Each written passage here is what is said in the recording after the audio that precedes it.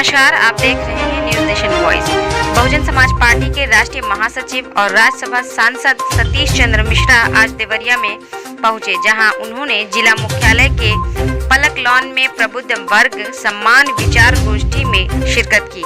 इस दौरान बीएसपी कार्यकर्ताओं ने राज्यसभा सांसद सतीश मिश्रा का जोरदार स्वागत किया और फूल मालाओं से उन्हें लाद दिया। प्रबुद्ध वर्ग के सम्मान विचार गोष्ठी को संबोधित करते हुए सतीश चंद्र मिश्रा ने कहा कि गाय को राष्ट्रीय पशु घोषित करने वाली बात पर कानून तो बनाना कार्य है, लेकिन भारतीय जनता पार्टी कानून न बनाकर वोट की राजनीति करेगी। वहीं यूपी में डेंगू अपना पांव पसार रहा है, लेकिन सरकार इस पर अभी पीठ थपथपा रही है। कोरोना काल में भी लोग मरते रहे, लेकिन सरकार केवल स्वास्थ्य सुविधाओं को लेकर अपनी पीठ थपथपाती रही, किसी को इलाज नहीं मिला। वहीं उन्होंने यह भी कहा कि कानपुर के आसपास इलाकों के बड़े ब्राह्मणों को सरकार चुन चुन कर इनकाउंटर के बहाने निशाना बनाती रही।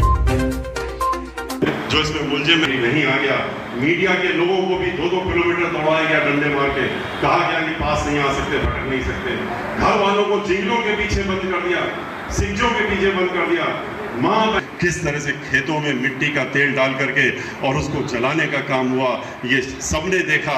मीडिया के कुछ लोगों ने जो इधर उधर अपना छिप करके उन्होंने फोटोएं खींची, वो मीडिया में वीडियो आने का काम। इन्होंने इतना ही नहीं, बिगरू कांड के नाम पे जहां आपने जो जिसके लिए आप कहते उसे गोली चलाई, गोली मारी, उसको तो आप मंदिर से उठा के ला करके बगैर किसी मुकदमा, बगैर किसी पेशी के आपने तो गोलियों से मार दिया विकास दुबे को। चलिए आपने वो कहते हैं कि वो अपराधी था, लेकिन बाकी क्या दोष था?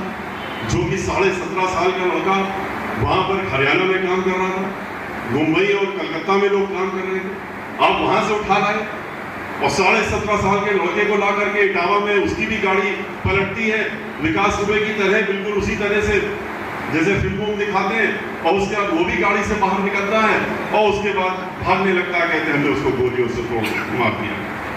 इस तरह का 1-2 हो तो आधा दर्जन से ज्यादा लोगों को आपने गोलियों से उड़ा दिया और कहते हैं कि इनका मुकदमा, इनके कोई अदालत ले जाने की जरूरत ही नहीं है, तो अपराधी है। इतना ही नहीं, उसके बाद कहा कि इनको लगा कि इनकी तो लॉटरी निकल आई है, इसलिए इन्होंने आदेश दिया कि ब्राह्मण समाज के जितने भी मजबूत किस्म के लोग कानपुर के इर्द गिर्द रहते हैं, उनकी एक लिस्ट बना लो इसी समय, और लिस्ट बना करके उन सबका नाम बेनामी लोगों में डाल करके और उनको भी मुलजिम बना दो। और यही हुआ, कितने लोग मार दिए गए, आधा दर्जन से ज्यादा लोग मार दिए गए। आपको याद करते बहन मायावती जी की सरकार में महिलाएं कितना सुरक्षित थी, बेटियां कितना सुरक्षित थी, घर से 12 बजे भी अगर निकलने की जरूरत पड़ती, वादे करके किसानों से इन्होंने कहा हम आपकी आमदनी 2 गुना कर देंगे, और 2 गुना तो नहीं किए, उन्होंने शून्य पर पहुंचाने का काम कर दिया। और खाली शून्य पर ही नहीं पहुंचाया, उनकी जो जमीनें थी उन पर भी इनकी निगाह पड़ गई, इनकी गलत आ गया, सड़क आ गई, सभी चीजें आ गई, लेकिन अभी जमीन नहीं आई। आप जमीन भी हमको देने का काम करिए। तो इन्होंने 3 कानून बना दिए, ऐसे 3 कानून बनाए। 1 साल उनकी उपज का पैसा मिलेगा, 2 साल मिलेगा, तीसरे साल से क्या कहेंगे बाढ़ आ गई, सूखा पड़ गया, बीज अच्छा नहीं था, खाद अच्छी नहीं थी और पैसा देना बंद। किसान कचहरी, कोर्ट कचहरी करते करते थक जाएगा, मर जाएगा, लेकिन उसको जमीन वापस नहीं मिलेगी। ऐसे ही नहीं किसान और हमारी पार्टी बहुजन समाज पार्टी इस आंदोलन में उनके साथ फिर इन्होंने रोक लगाई हुई है और कोई नियुक्ति नहीं हो रही है। बहन मायावती जी ने 1 तो नहीं 23 लाख लोगों को नौकरी देने का 1.5 लाख उन्होंने पहले 3 महीने में दे दिया था और 23 लाख लोगों को नई नौकरी देने का काम किया।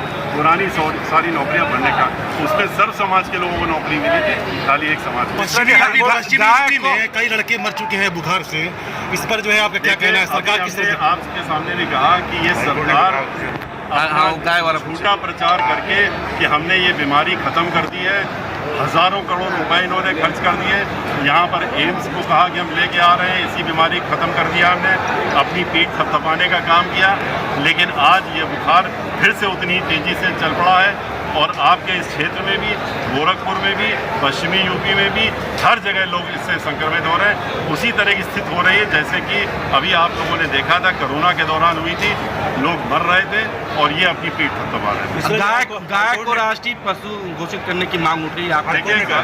देखिए इसके बारे में उच्च न्यायालय ने अपना निर्णय दिया है और कहा है कि इस पे इनकी सरकार को कानून बनाना चाहिए, लेकिन आपको मालूम है कि इन सब चीज़ों पे खाली वोट की राजनीति करते, ये कभी भी कानून लाने का काम नहीं करेंगे। कानून किस तरह से लाते हैं ये भी आप देखें, जैसे किसानों के मामले में ज़बरदस्ती ले आए, जहाँ इनको ज़बरदस्ती करनी होती है लाते हैं, जहाँ पर इनको लाना चाहिए वहाँ नहीं लाते।